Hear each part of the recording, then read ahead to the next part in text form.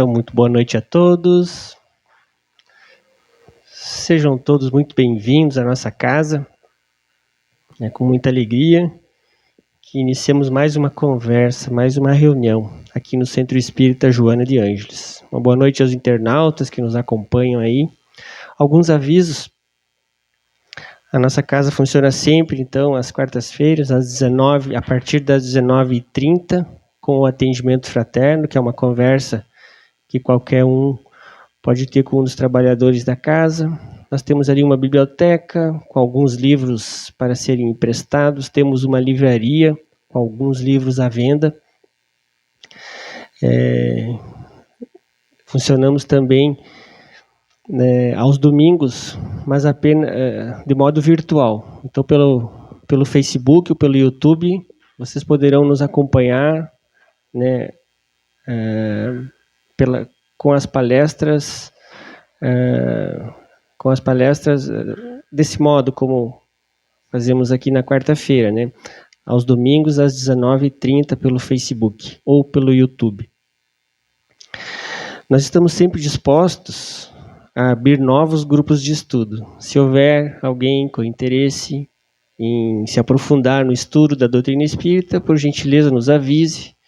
Faremos uma lista ali, quando o número de pessoas atingir um mínimo, faremos um novo grupo de estudo.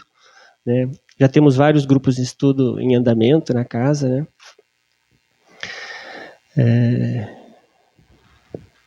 Eu vou iniciar, como de praxe, fazendo uma oração. Convido a todos que fechem os olhos, se concentrem nesse momento, elevem o pensamento a Deus, a Jesus, aos nossos protetores, ao nosso anjo da guarda, com toda a nossa fé, com toda a nossa força de pensamento. Vamos agradecer, em primeiro lugar, porque estamos todos bem, porque estamos reunidos aqui nessa casa, dispostos a ouvir, dispostos a aprender, e isso é uma bênção. Vamos pedir ao Pai que nos abençoe, nos guarde, nos cure, nos dê sabedoria e inteligência para bem ouvir, bem compreender, e que tudo que aqui for ouvido e discutido, possamos utilizar no nosso dia a dia, na nossa caminhada, que possa nos ser útil os ensinamentos do Cristo, os ensinamentos da doutrina espírita, na nossa prática do dia a dia, lá na nossa casa, no nosso trabalho. Muita paz e muita luz a todos. Que assim seja. Então, meus irmãos, para a noite de hoje, eu programei conversar com vocês a respeito desse tema, obediência e resignação. Por que esse tema? Porque é o ensinamento do Cristo. Se nós formos olhar lá no Evangelho, está dentro do Sermão do Monte. A partir, então, do capítulo 4, Allan Kardec já inicia as explicações detalhadas a respeito do Sermão do Monte. Ou seja, as bem-aventuranças, todas elas. E essa está dentro do capítulo 9, que é Bem-aventurados os mansos e pacíficos, um item especial lá, obediência e resignação. Por que obediência? Nos dias atuais em que vivemos, nessa violência urbana, nessa violência digital, infelizmente ainda temos guerras pelo nosso planeta e esses conflitos de uma maneira geral. Entramos agora, em especial, num momento bem delicado dentro do nosso município, nas disputas eleitorais, enfim.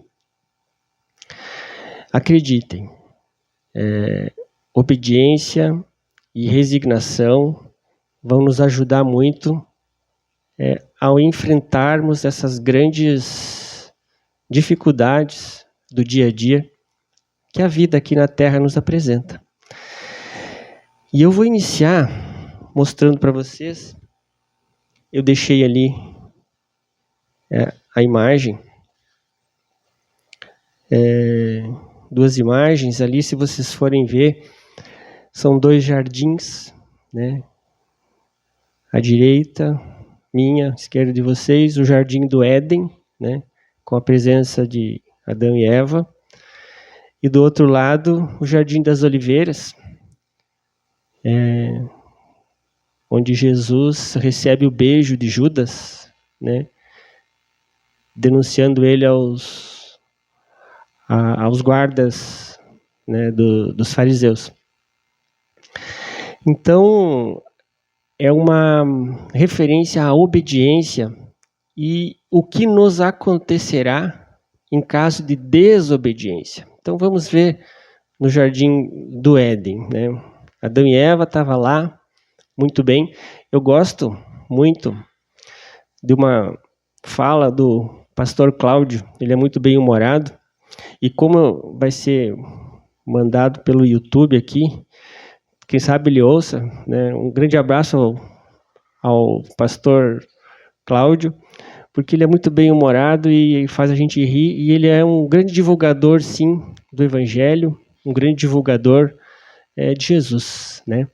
E ele diz assim, estava lá Adão, muito bem, aliás, realiza Adão, estava muito bem o Adão lá, ele fazendo o papel dele, lá no paraíso. Aí Deus olhou para ele e disse, olha, tu tá muito tranquilo aí, vou te arrumar um problema, né? Entre aspas, né? Te arrumar um problema. Amanheceu sem uma costela, né? Tava ali o problema do lado dele. No dia seguinte, né? E o que aconteceu? Eles foram lá comer uma maçã, né? Não sei de quem que é a culpa, mas enfim, comeram a maçã e desobedeceram.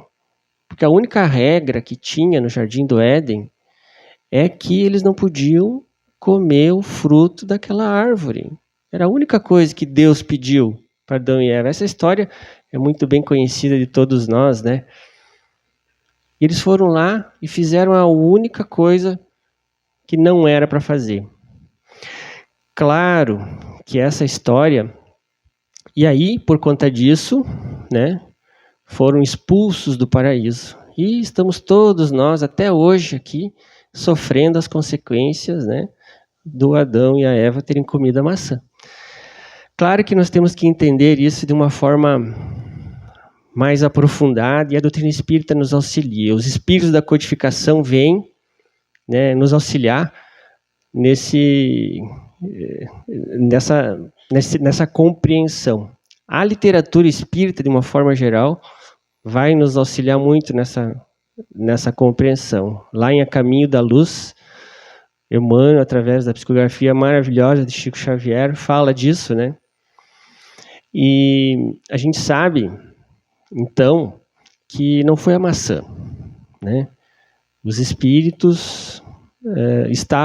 estávamos todos lá no paraíso e fomos degradados então ao planeta Terra, que precisava da inteligência de alguns espíritos que não eram acostumados a seguir as leis, que estavam acostumados a desobedecer, não estavam acostumados a obedecer, a ser obedientes e resignados. Então, lá de Capela foi designado, né, muitos espíritos, talvez alguns de nós ainda, né? E viemos então para a Terra, fomos expulsos de um planeta de provas e expiações, que estava em transição para planeta de regeneração, e não cabia mais lá, naquele planeta, espíritos desobedientes, que não seguissem as leis de Deus.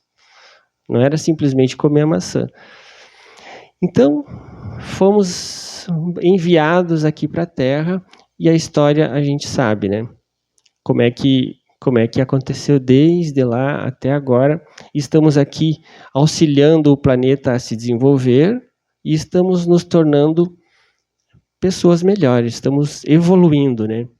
Dizem que a civilização egípcia, que foi diferenciada na sua história, está lá no A Caminho da Luz. Livro de Chico, né? Do Emmanuel. Que os espíritos que vieram e fizeram aquela comunidade dos egípcios retornaram todos, porque conseguiram evoluir.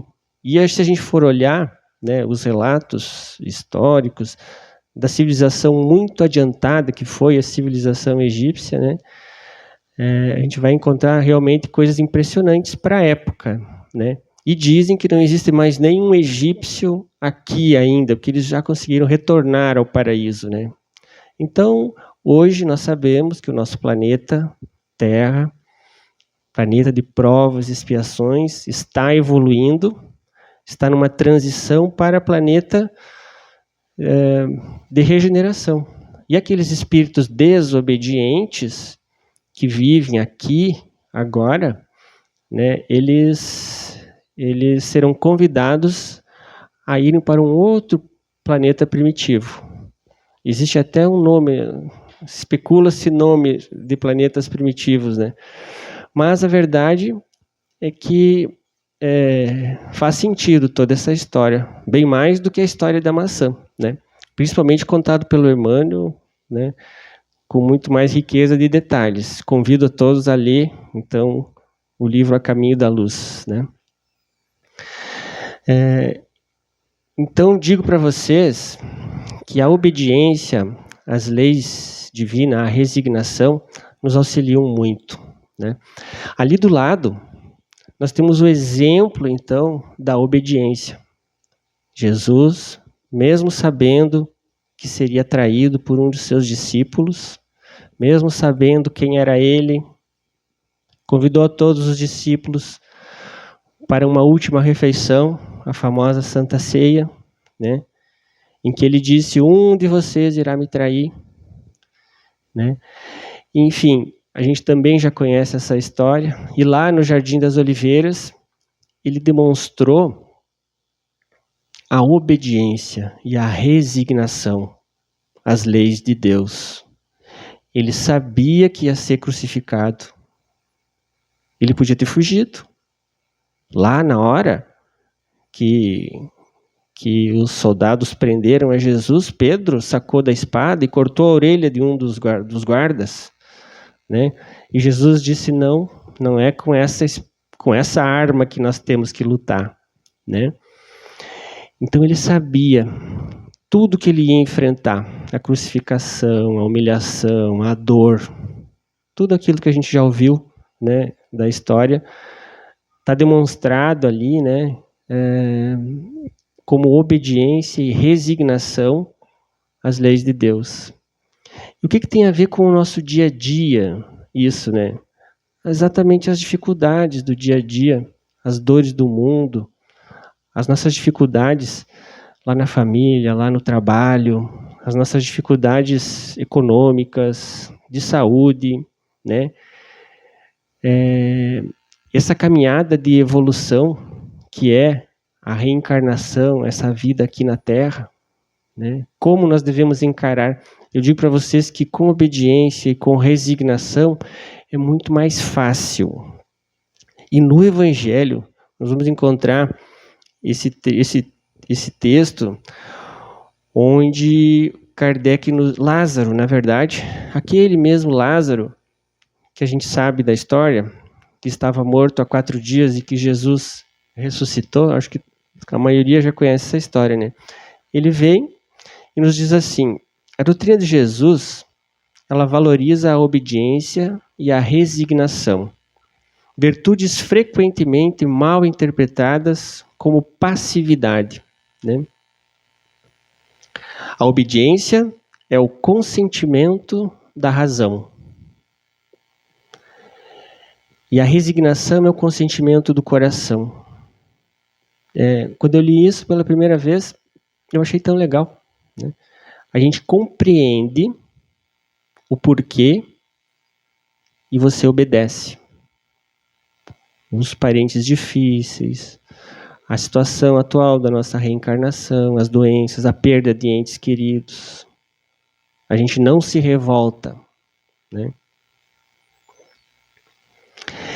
E o consentimento do coração, então, é a resignação, é a aceitação, né? Então, ambas essas forças, elas são ativas e ajudam a suportar as provas da vida. Então, tendo em mente, tendo essa compreensão da razão e do coração a respeito das coisas que nós temos que enfrentar no dia a dia, que não é diferente na casa de ninguém. Podem ter certeza que não existe uma casa, nenhuma, que não tenha problemas. Pode parecer que o gramado do vizinho é mais verdinho, mas tenha certeza que é uma aparência, né? Em todas as situações que você pode imaginar, econômica, saúde, relacionamento. Então, tendo em mente essa compreensão, nós vamos saber enfrentar melhor todas as dores, todas as dificuldades, todos os males que a vida aqui na Terra, de provas e expiações, em transição para mundo de regeneração, pode nos apresentar. E acreditem, com obediência e com resignação, será mais fácil. Com revolta e com desespero, será mais difícil. O André Luiz fala também na sua obra, né, Psicografia de Chico Xavier, que esses sentimentos, aí incluindo além de revolta e desespero, ódio, rancor, mágoa, tudo isso diminui a nossa imunidade, abrindo portas para as doenças. E a própria ciência, as neurociências, né, as ciências médicas hoje têm trabalhos comprovando essas situações que o André Luiz, lá na década de 1940, falava, né? Na serotonina, nas ocitocinas, naqueles hormônios do bem que a gente consegue quando a gente faz uma caminhada, por exemplo, libera endorfinas, hormônios do bem, né? Quando a gente perdoa, quando a gente aceita, quando a gente obedece, quando a gente é resignado, nós vamos liberar hormônios do bem. Quando a gente se revolta, quando a gente não aceita, quando a gente se desespera, nós vamos liberar cortisol, que é aquele hormônio que aumenta as doenças, né? Então Jesus exemplificou essas virtudes lá naquela época, numa época de decadência, a decadência romana, promovendo sacrifício e renúncia à sensualidade. Naquela época, era uma época de chamada decadência romana, era muito escancarado o mal, né? A falta de respeito à mulher, né? A total falta de senso, a sensualidade exacerbada, a violência, a escravidão, era muito... A dominação pelo poder, né? O Império Romano nessa época, diz que o sol não se punha no Império Romano, à base da força, né? O Império Romano dominava pela força, matava os homens e escravizava os velhos e crianças e as mulheres, né? Então era uma época muito pior do que nós estamos vivendo hoje. E ele fala que cada época possui ali as suas características, as suas virtudes, e os seus vícios, né? E a nossa virtude atual é a atividade intelectual. Enquanto que o nosso vício atual é a indiferença moral.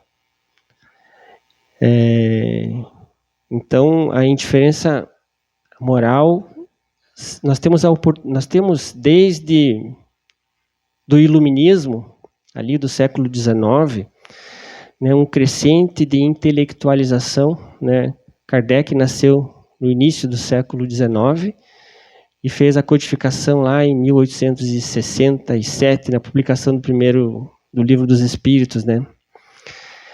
Então, a partir dessa década, surgiu a liberdade, surgiu a Revolução Francesa, surgiu os pensadores, enfim, a partir dali, essa característica da atividade intelectual, que está na nossa mão hoje. Se nós pegarmos o celular, né, que está aqui com todo mundo, e abrirmos ali, nós temos a possibilidade de tirarmos dúvidas, de estudarmos, de aprendermos qualquer coisa.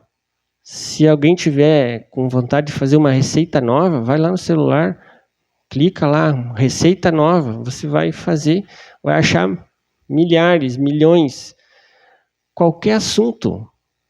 Todos os livros do Chico Xavier estão em PDF lá no Google. Todos. É uma obra maravilhosa, né? Então está ali à nossa disposição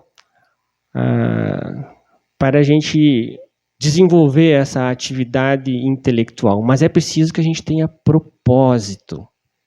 Nos diz o Vitor Hugo, menino, uma das expressões jovens do Espiritismo na atualidade, não sei se alguém conhece, mas ele diz: é preciso que a gente tenha propósito. E um dos propósitos dessa nova atividade, né, seria a obediência e a resignação, né? Nos coloca num rumo, num propósito. Não adianta eu ser inteligente, estudar muito, mas não usar no propósito adequado. Se eu for muito inteligente, muito estudioso, mas não usar com propósito, com direcionamento, sem obediência, sem resignação às leis de Deus, eu estou lá naquela imagem de expulsão do Jardim do Éden, né? Então a atividade intelectual, mesmo que menos brilhante que o gênio individual, demonstra a elevação de uma época. Não é à toa que o nosso planeta está evoluindo de mundo de provas e expiações para mundo de regeneração. Mas a obediência é ponto-chave. Aliás, o Evangelho, né? O dia que as pessoas compreenderem o Evangelho, nós não vamos mais precisar de polícia, de advogado. Nada contra a polícia, nem os advogados são muito necessários. Mas não vai ser necessário, não vai haver brigas, não vai haver violência, não vai haver nada disso. Basta que a gente compreenda o Evangelho de Jesus. E Lázaro consegue ali, num item bem curtinho do Evangelho, são 3 ou 4 parágrafos: devemos seguir o impulso do progresso e evitar a preguiça e a resistência, que serão corrigidas pelos guias espirituais. Eu não sei por que a preguiça e a resistência, né, ficam conosco, né? Eu sempre tenho uma história comigo que, quando eu estava na primeira série, eu lembro, lá do ensino fundamental, do primário, eu não posso faltar aula, eu pensava. Mas é ruim essa aula. Não, mas eu não posso faltar. Eu pensei, não, mas não vou faltar, eu vou ir sempre. E realmente eu nunca faltei aula. Depois eu pensei, não, mas eu vou ter que terminar o ensino médio, né? E foi mesmo sendo um saco, né? Eu fui até o fim. Depois eu pensei, não, eu preciso passar no vestibular, senão eu não vou conseguir, né, uma boa profissão. Daí eu passei no vestibular. Depois eu pensei, eu tenho que me formar, senão eu não vou conseguir um bom emprego. Eu me formei. Quando eu me formei, comecei a trabalhar, eu pensei, agora eu tenho que me aposentar. Gente, o objetivo é trabalho, é obediência, é resignação às leis. A lei do trabalho é uma das leis. Hoje eu estou quase pronto para me aposentar e eu estou deixando, uma hora vai, né? Falta pouco. Não estou mais com essa ansiedade. Mas, enfim, essa preguiça e essa resistência é uma coisa que está encruada dentro de nós, né? E é preciso a gente reconhecer ela e combater. Por isso que a doutrina espírita nos estimula ao estudo, à leitura, nos estimula ao crescimento, né? O nosso século A virtude da nossa época é a atividade intelectual, a gente estudar, a gente aprender. Então a resistência orgulhosa cederá eventualmente, mas os mansos que serão receptivos aos ensinamentos, esses serão abençoados. Os mansos. Então lá dentro do bem-aventurados os mansos e pacíficos. Mateus capítulo 5, versículo 4. Porque eles herdarão a terra. Bem-aventurados os mansos e pacíficos, porque eles conhecerão o reino dos céus. Né? Os mansos e pacíficos são aqueles que vão obedecer, vão ser resignados, estão ali naquele quadro, né? Dos que obedecem, estão naquela faixa mais aprazível, vamos dizer. E no Livro dos Espíritos, uma questão a 544, Kardec pergunta assim: poderiam então os maus espíritos suscitar-lhe planos errôneos com o fim de levá-los à derrota?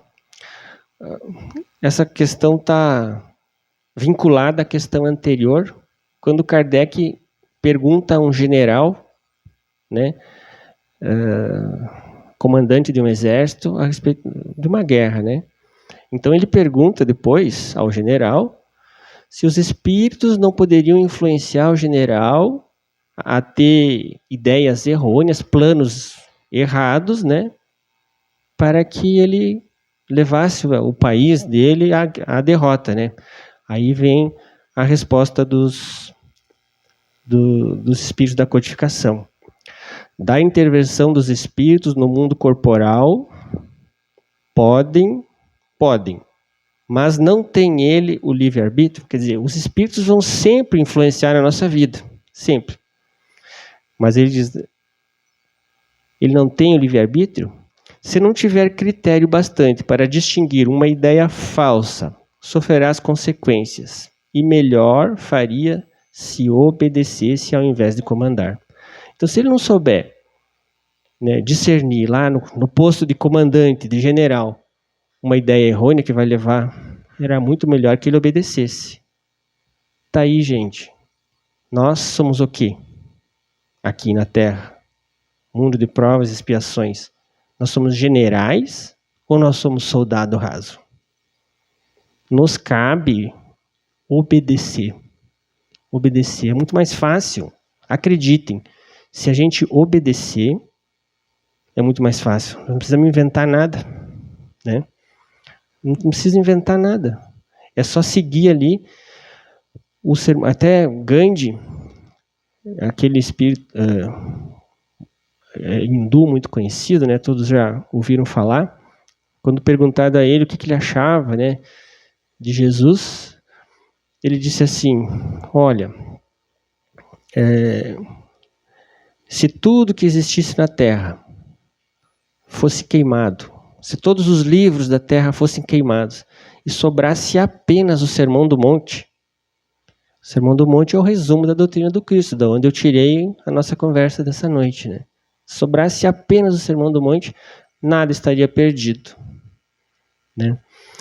Então, a gente precisa compreender, né, através do estudo, através do empenho, que é a atividade da nossa época, que obedecer é mais fácil, ser resignado é mais fácil para nós enfrentar as dificuldades do nosso dia a dia, enfrentar e vencer. Vencer não significa vencer com olhos materiais. Muitas vezes eu vou vencer tendo que enfrentar uma dificuldade, né, seja lá qual for, uma doença, talvez uma vida inteira, né? Um impedimento qualquer. Enfim, eu gostaria que vocês pudessem sair daqui com esse pensamento, né? De obedecer às leis divinas, né? E para nós encerrarmos, eu vou trazer uma poesia, né, de Belmiro Braga.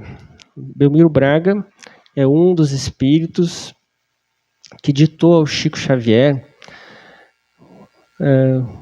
poemas, né, no primeiro livro, na primeira publicação, Parnaso de Além Túmulo, né, onde ele vem e traz essa pérola, né, para as nossas vidas. E ele diz assim: bilhetes. Ele está mandando um bilhete para nós, né?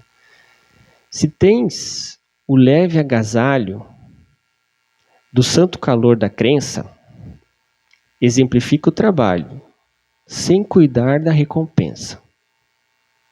Não peças aprovação do mundo pobre e enganado.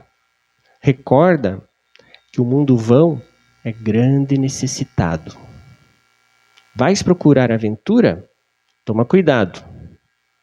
Os caminhos são crivados de amargura, atapetados de espinhos. Acalma-te na aflição, modera-te na alegria, não prendas o coração nos laços da fantasia. No curso de aquisições, não vivas correndo a esmo. Esquece as inquietações. Toma posse de ti mesmo. Recorda que tua vida é sempre uma grande escola. Muita fronte encarnecida é fronte de criançola. Não perguntes ao passado pela sombra, pela dor. O caminho é ilimitado, eterna fonte de amor. Olha o monte luminoso, que símbolo sacrossanto. Quem desce é riso enganoso. Quem sobe é suor e pranto. Não te afliges. A bonança é flor de sabedoria. Não te esqueças que a esperança é bênção de cada dia. No impulso que te conduz, age sempre com bondade. Todo esforço com Jesus é vida na eternidade. Então, meus irmãos, com o pensamento elevado a Deus, depois dessa bela poesia, eu convido a todos a elevar novamente o pensamento ao nosso Pai maior, ao nosso amigo Jesus, com toda a nossa fé, aos nossos bons amigos espirituais, agradecendo a oportunidade do encontro, das reflexões. E nesse momento, vamos pedir por nós mesmos, pelos nossos familiares que ficaram lá na nossa casa, e estendendo a caridade, ensinamento sublime do Mestre Jesus, que aqui esteve por pouco tempo. Vamos desejar também a todas as pessoas que nos cercam, nossos vizinhos, companheiros de trabalho. Vamos desejar também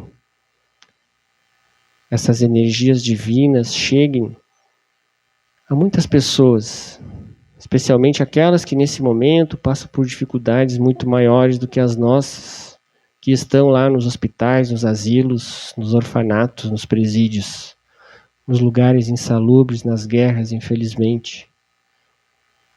Vamos pedir ao Pai que mande energias revigorantes a todos esses nossos irmãos.